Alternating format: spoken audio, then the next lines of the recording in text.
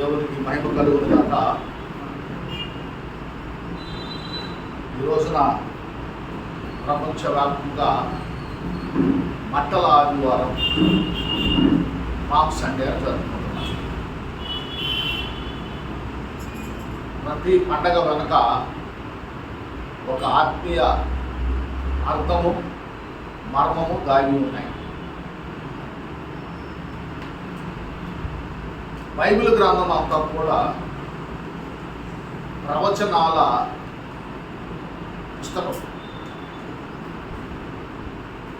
అంటే భవిష్యత్తులో జరగబోయే విషయాలను ముందుగానే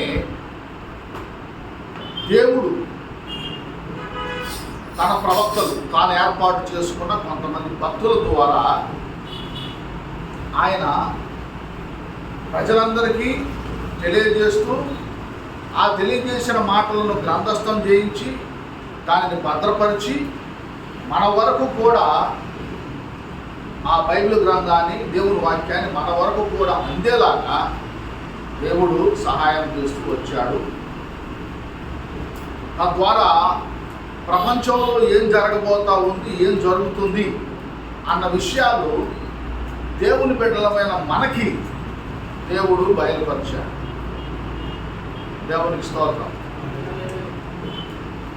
ఎందుకనంటే మానవుడికి గతం మాత్రమే కొంత గుర్తుంటుంది, అంతా చెప్పలేం కానీ కొంత గుర్తుంటుంది.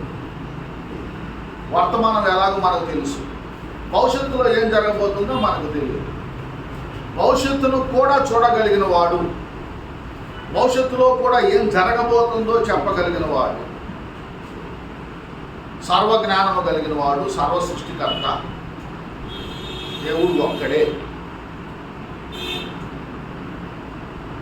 దేవుడు భవిష్యత్తులోనికి చూస్తూ ఆయన ప్రణాళికలో ఆయన ఏం చేయబోతున్నాడో, ఏమి జరగబోతుందో ప్రతిదీ కూడా ఈ పుస్తకంలో రాయించి ఉంచాడు.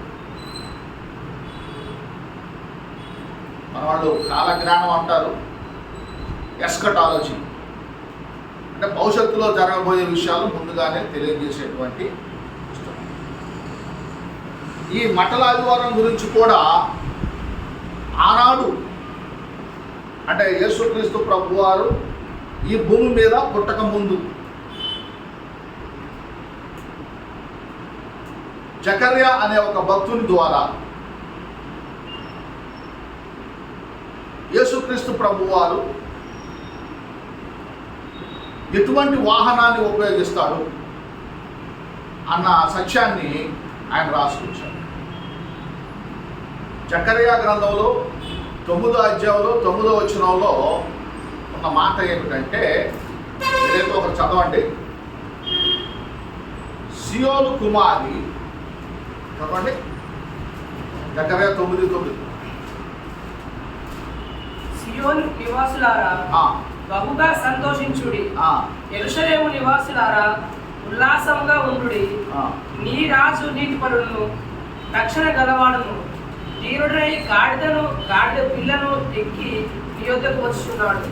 చూడండి ఇక్కడ ఏం రాయబడిందంటే, నీ రాజు, యువర్ కింగ్, నీ రాజు ఎటువంటి వాడు? నీతిపరుడును రక్షణ కలిగిన వాడు, దీనుడు. అంటే మనకు రాజున్నాడు, ఆ రాజుకునేటువంటి క్యారెక్టర్స్ ఏంటో అక్కడ చెప్తున్నాడు. నీతిపరుడు. ఈ పాయింట్ ఎందుకు చెప్పాల్సి వచ్చిందనంటే, దేవుడు నీతి కలిగిన వాడు, న్యాయం కలిగిన వాడు, పవిత్రత కలిగిన వాడు. ఆయన అన్యాయస్తుడు కాదు. యథార్థవంతుడు, సత్యవంతుడు, ప్రేమించేవాడు, క్షమించేవాడు. ఇటువంటి A to Z క్యారెక్టర్స్ ఎన్నో ఉన్నాయి దేవుడికి. అందులో దేవునికి ఇవ్వబడేటువంటి టైటిల్స్లో ఒక టైటిల్ ఏంటంటే, ఆయన మెస్సయ్య. హా మషియహ్.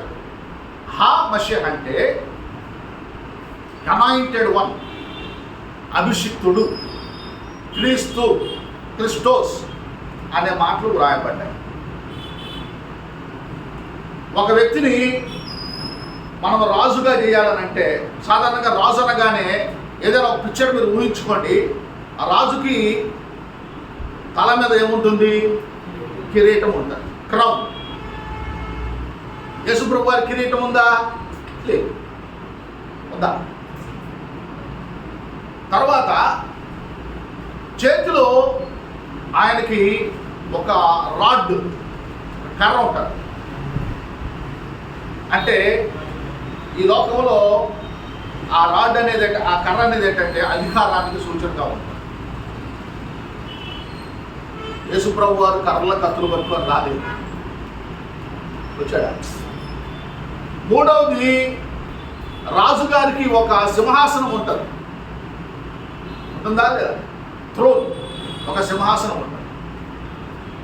అంతేకాకుండా ఆ రాజును చేసేటప్పుడు ఆయన తల మీద అభిషేకం చేస్తారు, నూనెను పోస్తారు, తైలాన్ని పోసి ఆయన అభిషేకించి ఆయన ప్రత్యేకపరిచి ఆయనకు అధికారము ఇస్తారు. ఐదవదిగా రాజుగారికి ఒక రాజ్యం ఉంటుంది. ఆ రాజ్యంలో ఎవరు ఉంటారు? ప్రజలు. కొంత క్లియర్ అయింది కదా? నీ రాజు. మరి యేసుక్రీస్తు ప్రభు వారి గురించి ఏం రాయబడుతుందంటే ఆయన రాజు అంటున్నారు. ఏమంటున్నారు? రాజు అంటున్నారు. మరి ఆయన రాజు అని మనం ఎలా చెప్పగలం? రాజు అంటే ఆయనకు ఒక రాజ్యం ఉండాలి, అధికారం ఉండాలి, కిరీటం ఉండాలి, అభిషేకం ఉండాలి, సింహాసనం ఉండాలి, ప్రజలు ఉండాలి. ఇవన్నీ ఉంటేనే కదా రాజు అవుతాడు. అదే మత్తయి సువార్తలో పూర్తిగా మీరు చదివినట్లయితే, ఇప్పుడు కానీ యేసుక్రీస్తు ఎలా రాజు అయ్యాడు, రాజుకుండే లక్షణాలు యేసుక్రీస్తుకు ఉన్నాయా లేవా, ఆయన ఎటువంటి రాజు అన్న విషయము మత్తయి రాస్తా వచ్చాడు. ఆయన కాన్సెప్ట్ అంతా కూడా జీసస్ ఈజ్ కింగ్, యేసు ప్రభువు రాజు. చూడండి మత్తయి సువార్తలో 2వ అధ్యాయంలో మొదటి వచనం చదువుదాం. అందుకు వారు యూదయ బెత్లెహేములోనే ఏదైనగా యూదయ దేశం బెత్లెహేమా, ఈ యూద ప్రధానులలో ఎంత మాత్రం మగపోయినదో అని కావు, ఇశ్రాయేలు నా ప్రజలను పరిపాలించు అధిపతి నీ నుండి వచ్చును అని ప్రవక్త ద్వారా రాయబడి ఉన్నదండి. అంతటా హేరోదు అంతటా హేరోదు ఆ జ్ఞానం రహస్యంగా పిలిపించి ఆ నక్షత్రం కనబడిన కాలము వారి చేత పరిష్కారంగా తెలుసుకొని, మీరు వెళ్ళి ఆ శిశువు విషయమై జాగ్రత్తగా విచారించి తెలుసుకోగానే నేను వచ్చి ఆయన పూజించినట్టు నాకు వర్తమానం తిన్నని చెప్పి వారి బెత్లెహేముకు పంపాను. వారు రాజు మాట విని బయలుదేరి పోవచ్చుండగా, ఇదిగో తూర్పు దేశంలో వారు చూసిన నక్షత్రము ఆ శిశువు ఉన్న చోటు మీదకి వచ్చి నిలిచి వరకు వారికి ముందుగా నడిచారు. వారి నక్షత్రమును చూచి అత్యానంద భరితులై ఇంట్లోనికి వచ్చి తల్లి అయిన మరియను ఆ శిశువును చూచి సాగిలపడి ఆయన పూజించి తమ పెట్టెలు విప్పి బంగారమును, సాంబ్రాన్ని, గోధుమలను, కానుకలను ఆయనకు సమర్పించింది. తరువాత మీరు ఏ వాక్యం చదువుతున్నారో తెలియదు కానీ రాజైన హేరోదు యూదయ దేశం బెత్లెహేములో యేసు పుట్టిన పిమ్మట ఇదిగో తూర్పు దేశపు జ్ఞానులు యెరూషలేమునకు వచ్చి యూదుల రాజుగా పుట్టిన వాడు ఎక్కడనున్నాడు. ఆ పాయింట్ అండర్లైన్ చేయండి. అంటే మొత్తం క్లారిఫికేషన్ అంతా ఉంది, కానీ ఇక్కడ మెయిన్ ఏంటంటే యూదుల రాజుగా పుట్టినవాడు ఎక్కడ ఉన్నాడు అంటే ఎక్స్ప్లెనేషన్ అంత తర్వాత వచ్చిందంత వేరే సంగతి. ఆయన ఎక్కడ పుడతాడు, ఏ ఊరిలో పుడతాడు, ఎప్పుడు పుడతాడు, ఆ తిథి ఏంటి, నక్షత్రం ఏంటి, ఆ విషయాలన్నీ కూడా రాయబడ్డాయి. కానీ ఇక్కడ ప్రాముఖ్యమైనది ఏంటంటే జీసస్ ఈజ్ ద కింగ్. యూదుల రాజుగా పుట్టినవాడు ఎక్కడ ఉన్నాడు. అప్పటికే ఆ రాజ్యాన్ని పరిపాలించే ఒక రాజు ఉన్నాడు, అతని పేరు హేరోదు. నేను రాజుగా ఉంటుండగా మరొక రాజు ఈ లోకంలోకి రావడం ఏమిటి? అది దేవుని ప్రణాళిక, అది దేవుని ఉద్దేశం. యేసు ప్రభు వారిని పిలాతు ప్రశ్న అడుగుతాడు, నీవు రాజువా అని అడుగుతాడు. యేసు ప్రభు వారు ఏమన్నాడు? నీవు అన్నట్టే, ఐఎమ్ ద కింగ్. రాజువా? మరి నీ రాజ్యం ఎక్కడ? Where is your Kingdom? ఎక్కడ నీతి, సమాధానము, శాంతి, పవిత్రత ఉంటాయో అదే నా రాజ్యం. నా రాజ్యం వేరు, ఈ రాజ్యం. అర్థమవుతుందా మీకు? యేసు ప్రభువు ఏ రాజ్యం గురించి మాట్లాడుతున్నాడు? దేవుని రాజ్యం గురించి మాట్లాడుతున్నాడు. ఆ దేవుని రాజ్యంలో దేవుడే రాజు. ఆ దేవుడు యేసుక్రీస్తే, ఆయనే రాజు. ఆ రాజ్యంలో ఏముంటాయి? నీతి, శాంతి, సమాధానము, పరిశుద్ధత. అక్కడ మరణం ఉండదు, అక్కడ కన్నీరు ఉండవు, అక్కడ హింస ఉండదు, అక్కడ బాధలు ఉండవు, అక్కడ సూర్యుడు ఉండడు, చంద్రుడు ఉండడు. ఎన్నో విషయాలు ఉన్నాయి ఆ రాజ్యం గురించి. యేసుక్రీస్తు ప్రభువారు వచ్చిన పర్పస్ ఏంటంటే ఒక రాజ్యాన్ని స్థాపించడానికి ఆయన వచ్చాడు. The purpose of Jesus coming into this world to establish a kingdom. యెషయా గ్రంథంలో 9వ అధ్యాయంలో 6-7 వచనాలు చదువుకుందాం. ఏలైనగా మనకు శిశువు పుట్టెను, మనకు కుమారుడు అనుగ్రహింపబడెను, ఆయన భుజము మీద రాజ్యభారమును. ఆశ్చర్యకరుడు, ఆలోచనకర్త, బలవంతుడైన దేవుడు, నిత్యుడు, తండ్రి, సమాధానకర్త, అధిపతి అని అతనికి పేరు పెట్టబడు. ఇది మొదలుకొని మితి లేకుండా దానికి వృద్ధి క్షేమములు కలుగునట్లు సర్వకాలము దావీదు సింహాసనమును రాజ్యమును నియమించును. న్యాయము వలనను నీతి వలనను రాజ్యమును స్థిరపరచుటకు అతడు సింహాసనాసీనుడై రాజ్య పరిపాలన చేయును. సైన్యములకు అధిపతి యెహోవా ఆసక్తి కలిగి దీనిని నెరవేర్చును. చూడండి, ఇక్కడ దేవుడు తన రాజ్యాన్ని స్థాపించడానికి ఒక ప్రణాళిక వేసుకున్నాడు. నేను ఆల్రెడీ చెప్పా, ఈ రాజ్యాన్ని ఒక రాజు పరిపాలన చేస్తున్నాడు. ఈ ప్రజలందరూ కూడా ఒక రాజ్యంలో ఉన్నారు. అయితే ఈ రాజ్యాలు, లోకంలో ఉన్న రాజ్యాలన్నీ కూడా దేవుని రాజ్యంగా మారడానికి, దేవుడే రాజుగా మారడానికి, దేవుడే రాజుగా, మహారాజుగా ఆయన రాజ్యాన్ని స్థాపించడానికి వచ్చే ముందు కొన్ని ప్రణాళికలు వేశాడు. ఆ ప్రణాళికలో భాగమే ఆయన మానవుడిగా ఈ లోకంలో జన్మించుట. ఇన్కార్నేషన్, అవతారం.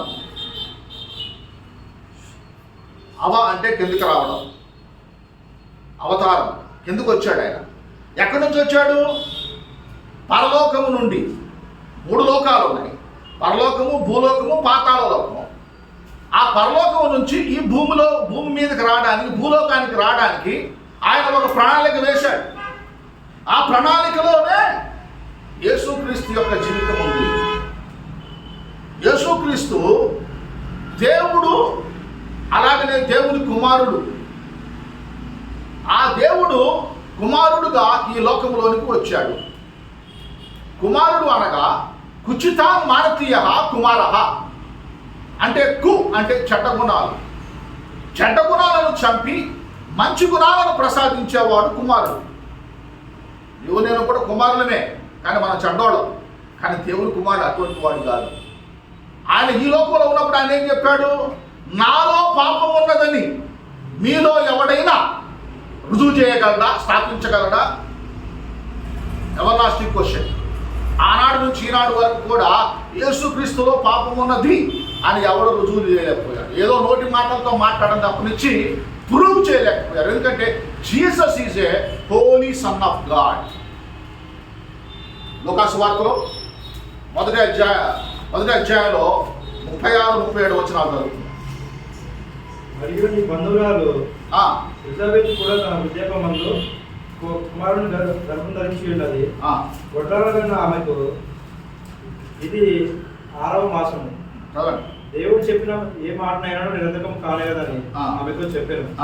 అందుకు మరియా, ఇదిగో ప్రభు దాసాలను, నీ మాట చొప్పున నాకు జరుగుగాక అని. ఇక్కడ ఏం జరగబోతా ఉంది?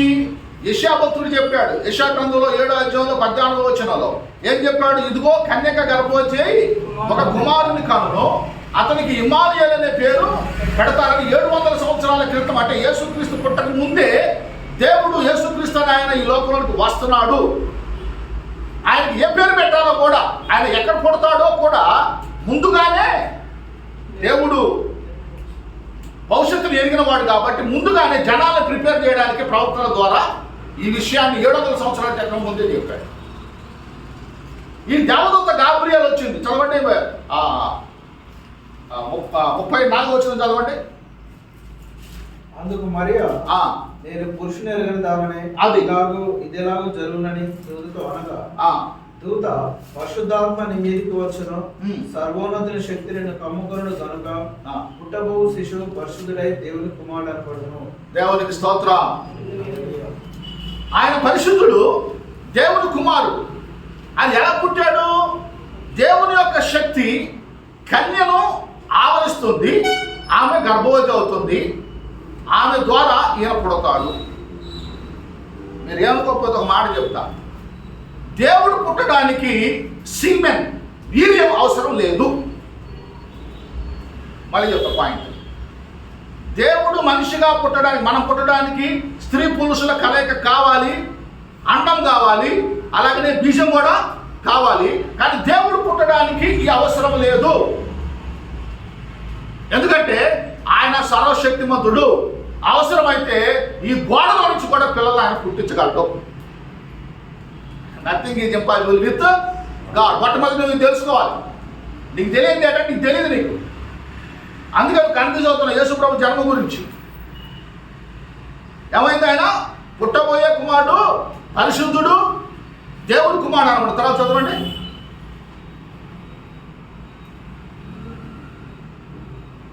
కంటిన్యూ చేద్దాం. మరియు నీ బంధువురాలు ఎలిజబెత్ కూడా తన వృద్ధాప్యమందు ఒక కుమారుని గర్భము ధరించి ఉంది. గొడ్రాలనబడిన ఆమెకు ఇది 6వ మాసం. దేవుడు చెప్పిన ఏ మాట నిరర్ధకము కానేరదు. 34 చదువమ్మా. అందుకు మరియా నేను పురుషుని ఎరగని దానిని ఇది ఎలాగూ జరుగునని దూతతో అనగా ఆవిడ క్లియర్ గా చెప్తుంది, నాకు ఎటువంటి పురుషునితో సంబంధం లేదు. పురుషునితో సంబంధం లేక నేనెలా గర్భవతిని అవుతాను అని దేవతతోటి కన్వర్జేషన్ చేస్తుంది, డైలాగ్ మాట్లాడుతుంది. ఆ డౌట్ ఆవిడకే తెలియదు.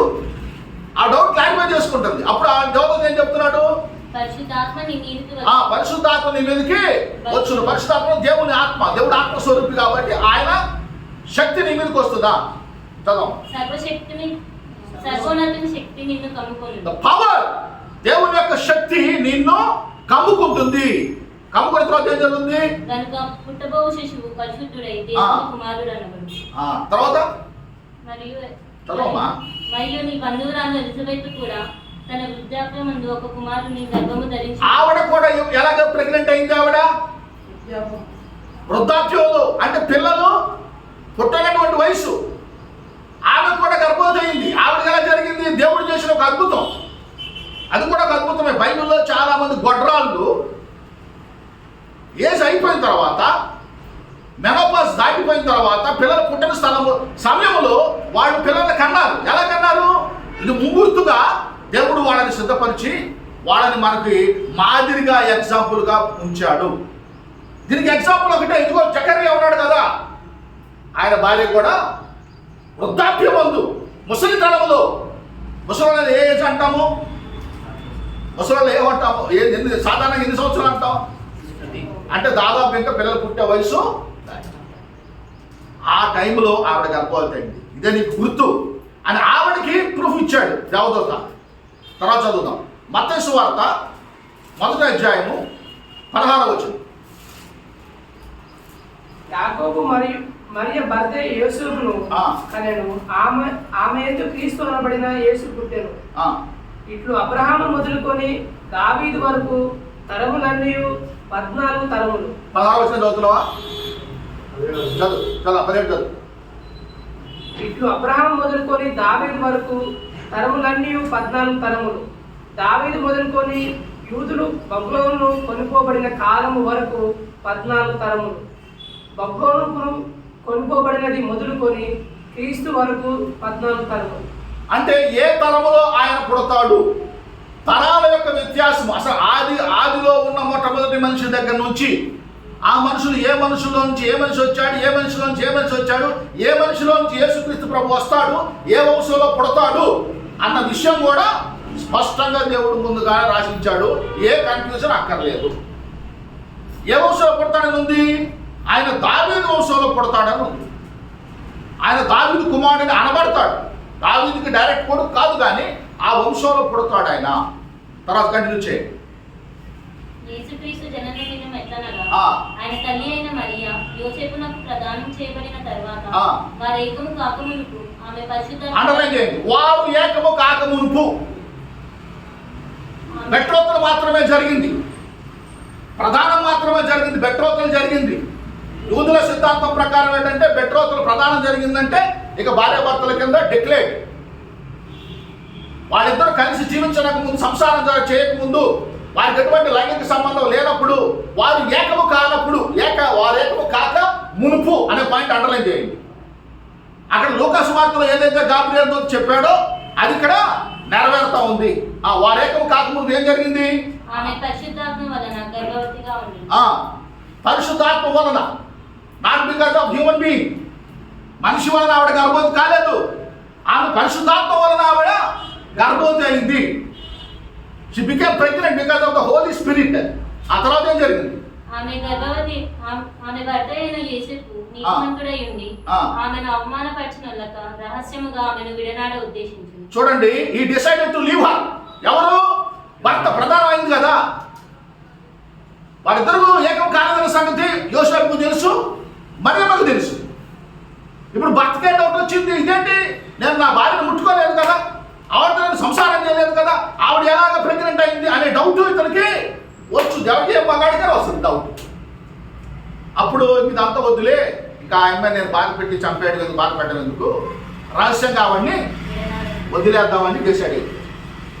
ఆ తర్వాత ఏం జరుగుతుంది చూడండి. అతడు ఈ సంగతులను గూర్చి ఆలోచించుకొని చుండగా ఇదిగో ప్రభువు దూత స్వప్నమందు అతనికి ప్రత్యక్షమై, దావీదు కుమారుడు అయిన యోసేపు, నీ భార్య అయిన మరియను చేర్చుకున్నటకు భయపడకు, ఆమె గర్భము ధరించినది పరిశుద్ధాత్మ వలన కలిగినది.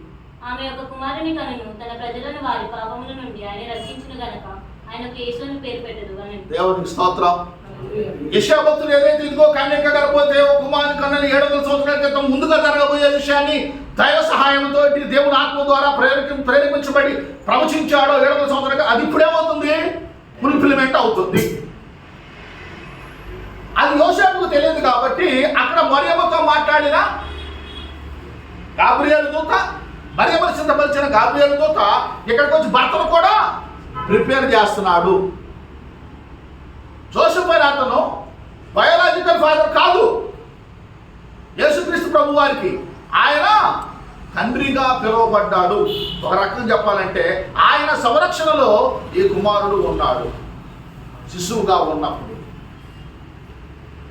ఆయన చెప్తున్నాడు, నువ్వు కంగారు పడద్దు, కన్ఫ్యూజ్ అవ్వద్దు, ఇది దేవుని కార్యం, ఇది మనిషి కార్యము కాదు.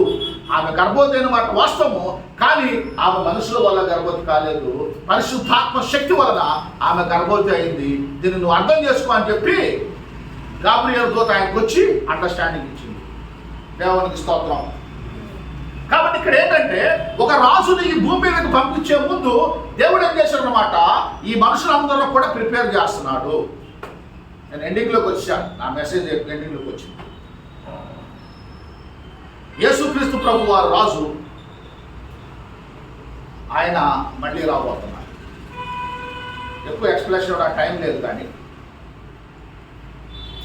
ప్రకటన గ్రంథంలో 19:16 రాబడతారు.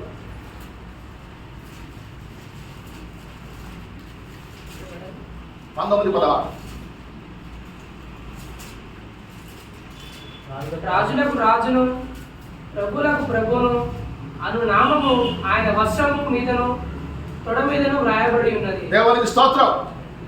ఏ పేరు ఉంది ఆయనకి? ఆయన షర్టు మీద, ఆయన షర్టు మీద, ఆయన తొడ మీద ఏం రాయబడింది? రాజులకు రాజు. Is the king of Kings.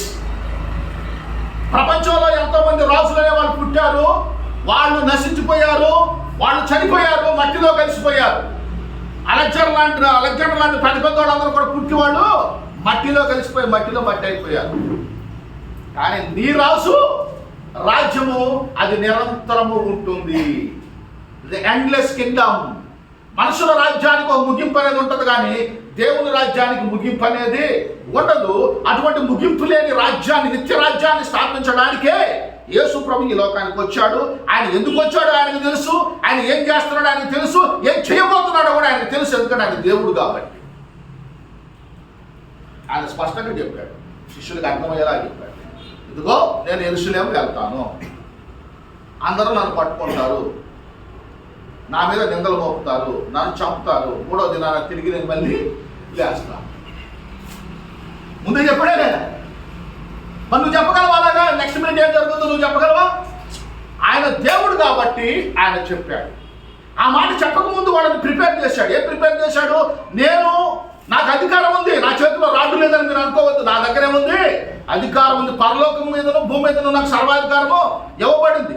చనిపోయిన వాళ్ళని బతికించాడు, కుష్ఠరోగులు బాగు చేశాడు, ఏమంటే రొట్టెలను చేపలను మల్టిప్లై చేశాడు, సముద్రం మీద నడిచాడు, ఇవన్నీ కూడా దెయ్యాలను వెళ్ళగొట్టాడు, రోగులను స్వస్థపరిచాడు, దైవ సంబంధమైన విషయాలు పరలోకం గురించి ఆయన బోధించాడు, అనేకమైన విషయాలు ఆయన తెలియజేశాడు. ఇవన్నీ ఆయన ఎలా చేశాడంటే ఆయనకి అధికారం ఇవ్వబడింది. యేసుక్రీస్తు ఏమయ్యాడు? ఆయన అధికారం కలిగినటువంటి ఒక రాజు అయ్యాడు. అపోస్తల కార్యాలు 10వ అధ్యాయం 36వ వచనం చదువుతున్నాం.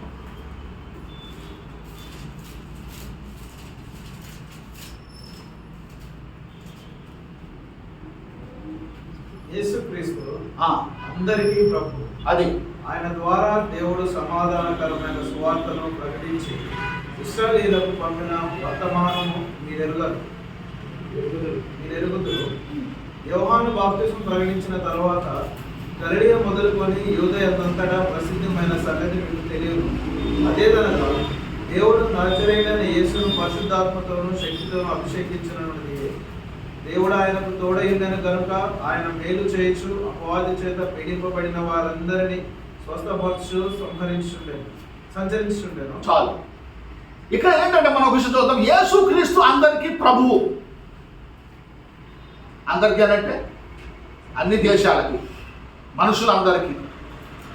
ఎలా ప్రభు అయ్యాడు? దేవుడు ఆయన నియమించాడు, ఆయన రాజుగా ప్రభువుగా నియమించాడు. ఈ రాజు ఏం చేస్తున్నాడు? మేలు చేస్తున్నాడు. ఈ ప్రపంచంలో ఏ పొలిటికల్ లీడర్ అయినా మేలు చేసేవాడు ఉన్నాడా? ఏ మనిషి అయినా మేలు చేసేవాడు ఉన్నాడా? యేసు ప్రభు ఏం చేస్తున్నాడు? మేలు చేస్తున్నాడు. దేవుడు మేలు చేసేవాడు. God is good all the time. దేవుడు మంచివాడు, దేవుడు మేలు చేసేవాడు, ఉపకారం చేసేవాడు. మనకే రాజ్యం కావాలి? మోసగాళ్ళైన ఈ రాజ్యం కావాలా? అబద్ధాలు చెప్పే ఈ రాజులు మనకు కావాలా? సత్యంగా ఉండేటువంటి దేవుడు కావాలా? నిర్ణయం తీసుకోవాల్సింది నువ్వే. ఇప్పుడు ఈ రాజ్యంలో మోసాలు చేసే రాజకీయ నాయకులు ఉంటారు, మటలు చేసే రాజకీయ నాయకులు ఉంటారు. వాళ్ళ స్వార్థం కోసం ఏదైనా చేస్తారు. కానీ యేసు ప్రభు ఆయన నిస్వార్థపరుడు. ఆయన వచ్చిన పర్పస్ ఏంటి? మోసపోయిన ఈ ప్రజలను, పాపములో బంధకంలో ఉన్నటువంటి ఈ ప్రజలను విమోచించడానికి ఆయన వచ్చాడు. ఆయన మరొక పేరేమిటంటే విమోచకుడు, రిడీమర్. రిడీమర్ అంటే ద పర్సన్ హూ రిడీమ్స్, విమోచించేవాడు. విమోచన అంటే ఏంటి? To buy back. రిడెంప్షన్ అంటే టు బై బ్యాక్. అంటే ఆల్రెడీ మనము పాపానికి దాసులు అయిపోయాం, పాపానికి అమ్మబడ్డాము. అమ్మబడిన మనను తిరిగి కొనడానికి ఆయన వచ్చాడు. ఎఫెసీయులకు రాసిన పత్రిక 1వ అధ్యాయము 7వ వచనం.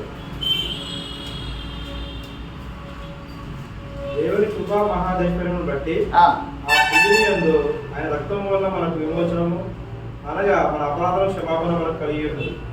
కాబట్టి యేసుక్రీస్తు రక్తము వలన, రక్తం అంటే ప్రాణం. యేసు ప్రభు వారు తన ప్రాణాన్ని బలిగా పెట్టిన ప్రాణదాత. ఎవడైనా యాక్సిడెంట్ అయినప్పుడు, చనిపోయేటప్పుడు బ్లడ్ అడుగుతారు. ఎందుకు? అతను బతికించడానికి. మనల్ని బతికించడానికి యేసు ప్రభు వారు ఆయన బ్లడ్, ఓన్ బ్లడ్, పాపం రహితమైనటువంటి, పాపము లేనటువంటి, పవిత్రమైనటువంటి పరిశుద్ధాత్మ ద్వారా పుట్టినటువంటి రక్తాన్ని, పాపుల కొరకు ఆయన రక్తాన్ని చిందించాడు. ఎబ్రిలకు రాసిన పత్రిక 9వ అధ్యాయం 27వ వచనం, 22వ వచనం. ఎబ్రిలకు రాసిన పత్రిక 9:22వ వచనం. మరియు ధర్మశాస్త్ర ప్రకారము సమస్త వస్తువులను రక్తము చేత శుద్ధి చేయబడు నియమం. రక్తము చిందింపకుండా పాప క్షమాపణ కలుగదనియు సామాన్యంగా చెప్పవచ్చును. కాబట్టి సాధారణంగా ఏం చెప్పొచ్చు? వితౌట్ షెడ్డింగ్ ఆఫ్ బ్లడ్, రక్తము చిందించబడకుండా పాపాలకు క్షమాపణ లేదు. ఎవరి పాపాలకి? మన పాపాలు. మనం చేసిన పాపాలకి క్షమాపణ కావాలంటే అందరూ పాపులు అన్న సంగతి తెలుసు. ప్రపంచంలో ప్రతి వాడు కూడా నేను తప్పు చేశాను అని ఒప్పుకుంటాడు. కానీ నువ్వు చేసిన పాపాలు క్షమించబడాలనంటే నీ కొరకు పవిత్రమైన దేవుడు తన రక్తాన్ని చిందించాలి.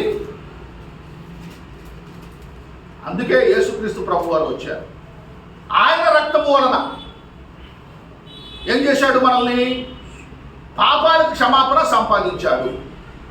సంపాదించడంతో ఎవరైతే యేసుక్రీస్తు ప్రభు వారు నా పాపాల కొరకు తన రక్తాన్ని చిందించాడు అని ఎవరైతే నమ్ముతారో వారి పాపాలు ఏమవుతాయి? క్షమించబడతాయి. యోహాను రాసిన మొదటి పత్రిక 1వ అధ్యాయం 7వ వచనం.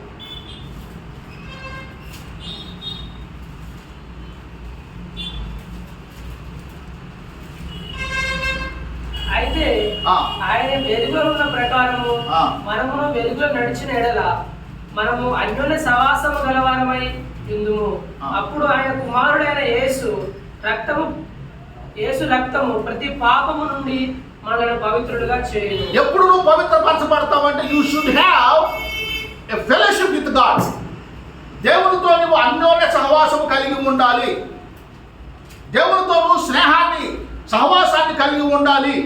ఎప్పుడైతే నువ్వు వెలుగులోనికి వస్తావో, చీకటిలో నుంచి వెలుగులోనికి వస్తావో, వెలుగులోనికి వచ్చి వెలుగు సంబంధిగా వెలుగైన దేవునితోటి నువ్వు సహవాసం చేస్తావో ఆయన రక్తం ఏం చేస్తుందంటే నిన్ను పవిత్రపరుస్తుంది.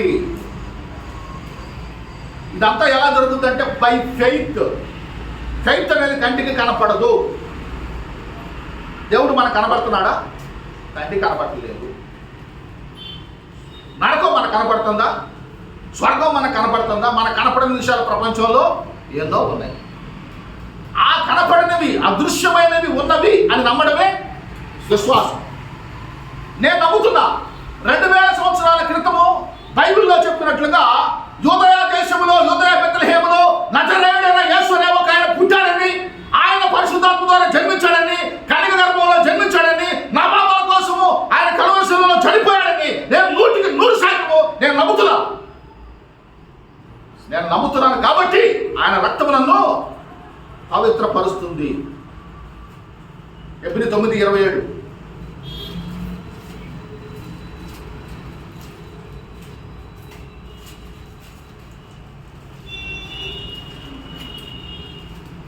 మనుషులకు ఒక్కసారి మృతి పొందవాలని నియమింపబడెను, ఆ తర్వాత తీర్పు జరుగును. ఇది కూడా నేను నమ్ముతున్నా. ఎబ్రీ 9:27 ఏముంది? మనుషులు ఒకసారి మృతి పొందవలనని దేవుడు నియమించిన ఆ తర్వాత తీర్పు జరుగును. There is judgement after your death. మరణం అనేది నీ శరీరానికి కానీ నీలో ఉన్న ఆత్మకి మరణం అనేది లేదు. నాలో ఉన్న ఆత్మ చిరకాలం కూడా చిరంజీవిగా జీవిస్తాడు. కానీ నేను స్వర్గలోకంలో నేను చిరకాలం జీవిస్తానా, నరకంలో చిరకాలం జీవిస్తానా అనేది ఎక్కడ నేను డిసైడ్ చేసుకున్న దాన్ని బట్టి ఉంటుంది. ఎలా డిసిషన్ తీసుకుంటావు? నువ్వు యేసు ప్రభువును నమ్ముకొని ఆయన మన పాపాల కోసం చనిపోయాడని, 3వ దినాన్ని తిరిగి లేచాడని, 2వసారి రాజుగా రాబోతున్నాడని నువ్వు నమ్మితే నీకు పాప క్షమాపణ కలుగుతుంది. లూకాసు వార్త 24:49, 47 నుంచి చదువుతాను ఉంది.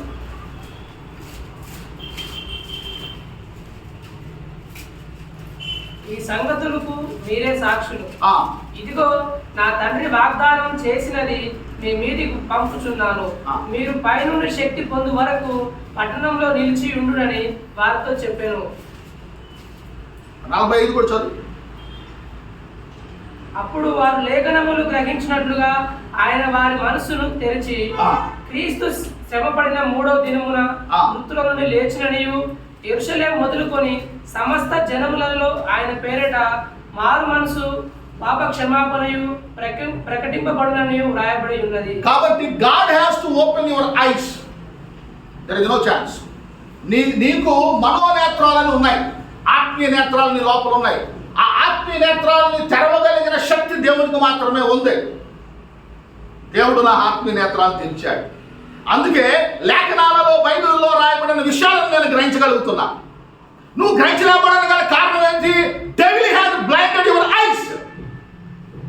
ఈ యుగ సంబంధమైన దేవత నీ మనోనేత్రాలకు ఏం చేసింది? గుడ్డితనాన్ని కలగజేసింది. నీకు రిలీజియన్ అనేటువంటి మతం అనేటువంటి ఒక పొరలు నీ కళ్ళకున్నాయి, మనోనేత్రాలకు. వాటిని తొలగించినప్పుడు ఏమవుతుందంటే నీకు బైబిల్లో ఉన్నటువంటి సత్యాలను గ్రహించగలవు. ఆ పొరలు, నీ కంటికున్న ఆ పొరలు తొలగించబడినప్పుడు, నీ ముఖం మీద ఉన్న ఆ ముసుగు తొలగించబడినప్పుడు ఆయనే రక్షకుడు, ఆయనే మెస్సయ్య, ఆయనే రాజు, ఆయన రాజ్యం రాబోతుందని నీకు అర్థమవుతుంది. అందుకనే పాప క్షమాపణ ప్రకటించబడతా ఉంది. నువ్వు పాపాలు క్షమించబడడానికి నీ వెండి కానీ, నీ బంగారం కానీ, నీ ఊదొత్తులు కానీ, నీ కొబ్బరికాయలు కానీ, నీ ఆలుగడ్డలు కానీ ఏమక్కర్లేదు. దేవుడు ఫ్రీగా నీ పాపాలను క్షమిస్తాడు. ఒక రూపాయి, ఒక ₹10, ఒక పూచికి పుల్ల కూడా నువ్వు అక్కర్లా. దేవుడు ఫ్రీగా నీ పాపాలను క్షమిస్తాడు. ఎందుకంటే ఆయన వచ్చింది పనే అది. తిమోతికి రాసిన మొదటి పత్రిక 1:15 వచ్చిన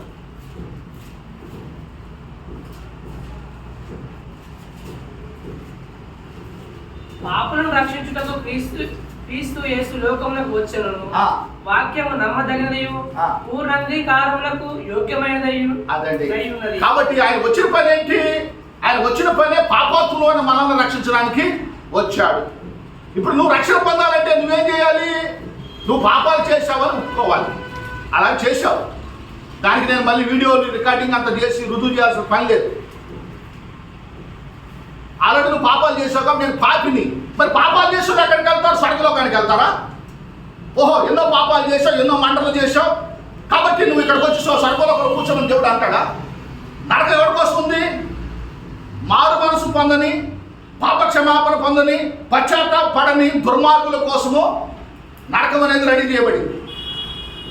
కాబట్టి నువ్వు ఆ నరకాన్ని తప్పించుకోవాలంటే ముందు నువ్వేం చేయాలి? నువ్వు దుర్మార్గుడివి, నువ్వు పాపివి, నువ్వు మార్పు చెందాలి అన్న ఐడియా నీకు రావాలి. వచ్చి నిన్ను మార్పు చేయగలిగిన వ్యక్తి, నిన్ను మార్చగలిగిన వ్యక్తి, నీ జీవితాన్ని మార్చగలిగిన వ్యక్తి, నీ పాపాలు క్షమించగలిగిన వ్యక్తి ప్రభువైన యేసుక్రీస్తు అనే సంగతి నువ్వు ఎరిగి ఆయన దగ్గరకు వచ్చి ఆయనకి నీ హృదయంలో స్థానం ఇచ్చినప్పుడు, ప్రభువా నీవు రాజుల రాజు అని నేను గ్రహించాను, నువ్వు నా హృదయానికి రా, నాకు ప్రభు అయి ఉండు, నా జీవితానికి నువ్వు ప్రభు అయి ఉండు, నన్ను నడిపించు, నేను ఏ పాపంలో పడిపోకుండా, ఏ శోధంలో పడిపోకుండా నన్ను కాపాడు, నన్ను పవిత్రపరచు, దుర్మార్గుడిగా బతకడం నాకు ఇష్టం లేదని నువ్వు చేసిన పాపాల నిమిత్తం నువ్వు మారు మనసు పశ్చాత్తాపడితే అప్పుడు దేవుడు నీ లోపలికి వచ్చి నీకే రాజుగా ఉండి, నీకే హృదయంలో ప్రభువుగా ఉండి ఆయన నిన్ను నడిపిస్తాడు.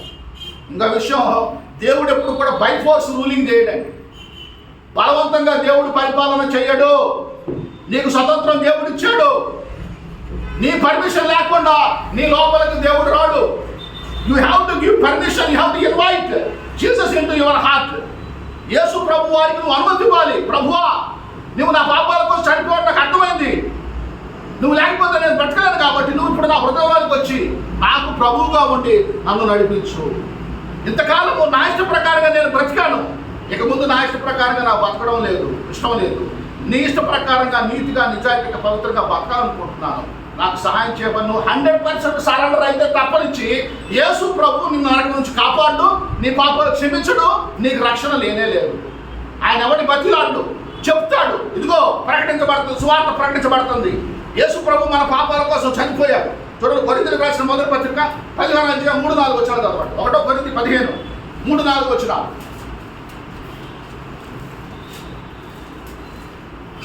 నాకు ఇవ్వబడిన ఉపదేశములు మొదట మీకు అప్పగించుకుని. ఆ ఉపదేశం ఏంటది?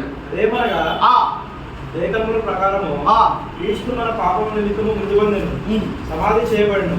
ఓకే. లేఖనముల ప్రకారము 3 దినములు లేపబడిను, ఆయన కెఫాకును తర్వాత 12 కనబడను. సరే, ఇక్కడ ఏం రాబడింది? లేఖనముల ప్రకారము అంటే బైబిల్ ప్రకారం. మళ్ళీ అక్కడికి వచ్చాము. మనము 100% బైబిల్ మీద ఆధారపడి ఉన్నాము. Every Christian has to depend upon the scriptures. లేఖనాల ప్రకారమే, లేఖనాల్లో ఏది రాయబడిందో దాని ప్రకారమే, దానినే నమ్మి దాని మీదనే మనం ఆధారపడి దాన్ని నమ్ముకొనే మనం బతుకుతున్నాము. బైబిల్ ఏం చెప్తుందంటే, ఎవరైతే యేసుక్రీస్తును సొంత రక్షకుడుగా అంగీకరించారో వాళ్ళకి నిత్య జీవం ఉందని బైబిల్ చెప్తుంది. ప్రకటన గ్రంథం 20:15 వచ్చిన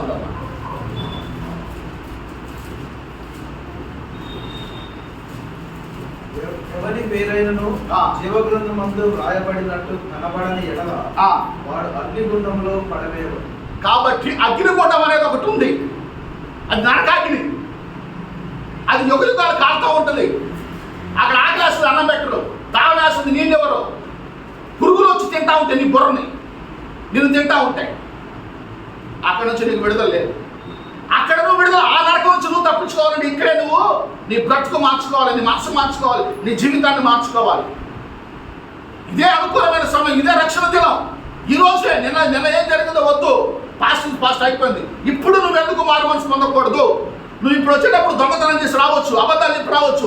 ఈ క్షణము నువ్వు ఎందుకు నీ బ్రతుకుని, నీ జీవితాన్ని మార్చుకొని యేసు ప్రభు వారికి నీ జీవితాన్ని అప్పగించుకుంటే తప్పనిసరిగా నీవు ఆ నరకమైన అగ్నిగుండం నుంచి నువ్వు తప్పించబడతావు. నువ్వు ఎన్ని పాపాలు చేశావు అనేది లెక్క కాదు, నువ్వు ఎంత ఘోర పాపం అనేది లెక్క కాదు. కానీ నీవు యేసు దగ్గర రక్షకుడా నన్ను రక్షించని నువ్వు అడిగితే ఆయన రక్షించడానికి సిద్ధంగా ఉన్నాడు. ఎప్పుడైతే నువ్వు యేసు ప్రభువుని అంగీకరిస్తావో దేవుని సముఖంలో ఒక గ్రంథం రాయబడుతుంది. ఆ గ్రంథం పేరే బుక్ ఆఫ్ లైఫ్, జీవ గ్రంథం. ఎవరైతే మారు మనసు పొంది పశ్చాత్తాపడి యేసు ప్రభువుని సొంత రక్షకుడిగా అంగీకరిస్తారో ఆ రాజుగారి కింగ్డంలో, ఆ రాజుగారి రాజ్యంలో నీ పేరు ఎంటర్ అవుతుంది. ఏం జరుగుతుంది? నువ్వు యేసు ప్రభువుని నమ్ముకొని పాపక్షమాపణ పొంది బాప్తిసం పొందినప్పుడు ఏమవుతుంది? నీ పేరు ఆ జీవ గ్రంథంలో రాయబడుతుంది. లూకా సువార్త 10వ అధ్యాయము 18 నుండి 20 వచనాలు చదువుకున్నాం.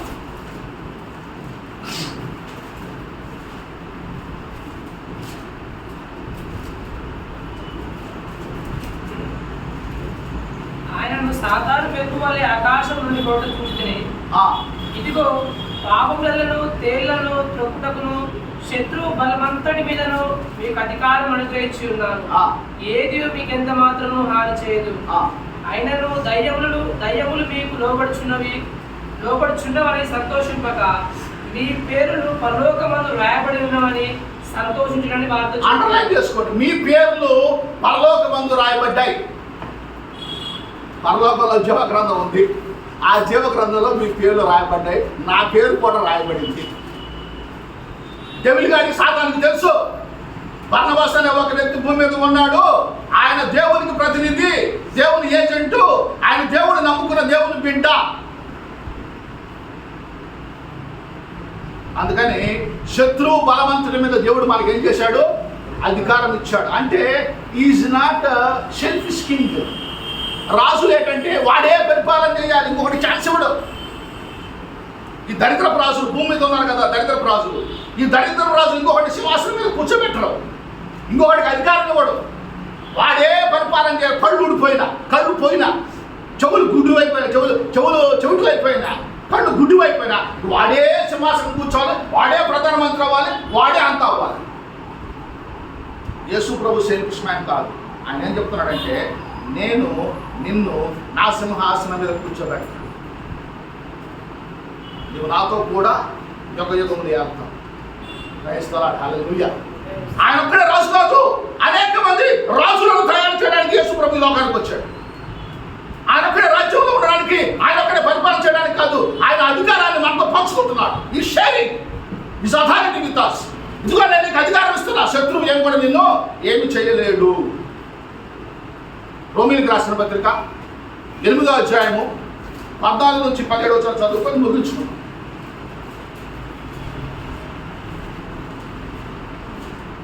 దేవుని ఆత్మ చేత ఎందరూ నడుపుతబడుతో వారందరూ దేవుని కుమారులై ఉందరు. ఏలయనగా మరలా భయపడ్డకు మీరు దాసేపు ఆత్మ పొందలేదు కానీ దత్తపుత్రాత్మను పొందితే ఆత్మ కలిగిన వారై మనము అబ్బా తండ్రి అని మొరపెట్టుచున్నాము. మనం దేవుని పిల్లలమని ఆత్మ తానే మన ఆత్మలో కూడా సాక్ష్యం ఇచ్చున్నాడు. మనం పిల్లలమైతే వారసులము, అనగా దేవుని వారసులము. క్రీస్తుతో కూడా మహిమ పొందుటకు ఆయనతో సమపడిన ఎడల క్రీస్తుతోటి వారసులము. మన ఎడల ప్రత్యక్షము కావు మహిమ ఎదుట ఇప్పటి కాలపు శ్రమలు ఎనదగినవి కావని చూస్తున్నాను. వారసులు, వారసులు అంటే ఏంటి? తండ్రి యొక్క ఆస్తికి అర్హులు. పరలోక రాజ్యం ఎవరిది? దేవుడిది. ఆయన వారసత్వం మనకు వస్తుంది. ఎప్పుడు వస్తుంది? యేసు ప్రభు వారు నమ్ముకొని దేవుని ఆత్మ చేత నడిపించబడి ఆయన శ్రమ పడినట్లుగా మనం కూడా శ్రమ పడితే, యేసుప్రభు ఎలాగైతే సిలువను మోసాడో, యేసుప్రభు ఎలాగైతే నిందలు భరించాడో, యేసుప్రభు ఎలాగైతే కొరడాల చేత కొట్టబడ్డాడో, యేసుప్రభు ఎలాగైతే ప్రజల చేతిలో చనిపోయాడో, అదే రీతిలో if you want to live for Christ, నీవు క్రీస్తు కొరకు జీవించగలిగితే, నిందలు భరించగలిగితే, అవమానాలు భరించగలిగితే, శ్రమ పడగలిగితే, తప్పనిసరిగా మనం ఎక్కడ ఉంటామంటే ఆయనతో పాటు వారసత్వాన్ని మనం పొందుతాం. నేను యేసుప్రభుని నమ్ముకున్నాను, ఒక ఉద్దేశం నిమిత్తం నేను యేసుప్రభుని నమ్ముకున్నాను. దేవుని వాక్యాన్ని చదివిన తర్వాత నేను ఎందుకు నమ్ముకోవాలి ఇక్కడ రాయబడింది. యేసుప్రభు ప్రజల కోసం చనిపోవడానికి వచ్చాడు. మనం కూడా ఈ భూమి మీద ఎందుకున్నామనంటే ప్రజల కోసం చనిపోవడానికే మనం ఉన్నాం. అపోస్తలులు అందరూ కూడా చనిపోయారు, హతసాక్షులు అయ్యారు. ఎందుకు చనిపోయారు వాళ్ళు? క్రీస్తుకు సాక్షులుగా ఉన్నారు, స్వార్థను ప్రకటించారు. స్వార్థను ప్రకటించడం కారణంగా మూర్ఖులైన వారు వాళ్ళని చంపారు. The purpose of their living. ఒకప్పుడు యేసు ప్రభు నమ్మక ముందు వారు ఒకదాని కోసం బతికేవాళ్ళు, యేసును నమ్మిన తర్వాత ఒకదాని కోసం వాడు బతికారు. అదే దేవుని రాజ్యం నిమిత్తం మనము కొట్టబడిన ఎడల, తిట్టబడిన ఎడల, చంపబడిన ఎడల, ఇక్కడ కళ్ళు మూసిన వెంటనే అక్కడ పరలోకం. ఇదే నిరీక్షణ మీరు కలిగి ఉంటాం. యేసు ప్రభు రాజు, మనల్ని ఆయన రాజులైన యాజక సమూహంగా చేశాడు. 1 Peter 2:9, ప్రకటన గ్రంథం 1:6 ఆయనకి రాజ్యంగా చేశాడు. ఆయన రాజ్యం, ఆయన ప్రజలు ఎవరంటే మనమే. కాబట్టి ఈ యొక్క మట్టల ఆదివారం దినం నేను చెప్పేది ఏంటంటే, నీవు కూడా రాజువే. ఆయన రాజులకు రాజు. ఆ రాజు తెల్లని గుర్రం మీద వస్తూ ఉంటాడు రెండవ రాకడలో. వేవేల పరిశుద్ధులు, యేసుప్రభు రక్తంలో కడగబడిన వారు, యేసుప్రభు నమ్ముకున్న వారు ఆయన తెల్లని గుర్రం మీద వస్తున్నప్పుడు వీళ్ళు కూడా గుర్రాల మీద వస్తారు. మనందరం కూడా వస్తాము బిడ్డల. ఆయనతో పాటు మనం ఈ భూమి మీదకి వస్తాము. 1000 ఏళ్ల పరిపాలనలో మనం ఉంటాము. ఈ ప్రపంచాన్ని మనం పరిపాలన ఉన్నాం. కాబట్టి ఎవడో అన్నాడని, ఎవడో తిట్టాడని, కొట్టాడని, యేసుప్రభుని నమ్ముకున్నందుకు దూషించాడని నువ్వు అనుకోవద్దు. సిలువ తర్వాత ఏం జరగబోతుంది, నీ మరణం తర్వాత ఏం జరగబోతుంది అనేది దాన్ని దృష్టి పెట్టు. యేసుప్రభు సిలువ మరణాన్ని ఆయన హత్తుకున్నాడు, ఇష్టపూర్వకంగా చనిపోయాడు. ఎందుకంటే సిలువ తర్వాత ఏం జరగబోతుందో ఆయనకు తెలుసు. క్రాస్ నుంచి ఆయన ఎక్కడికి వెళ్తున్నాడో క్రౌన్కి వెళ్తున్నాడు. No cross, no crown. నీకు మహిమ కిరీటం, జీవ కిరీటం కావాలంటే ఇక్కడ నువ్వు సిలువను ధరించవలసిందే, శ్రమలు పడవలసిందే. ప్రార్థన చేసుకుంటాం.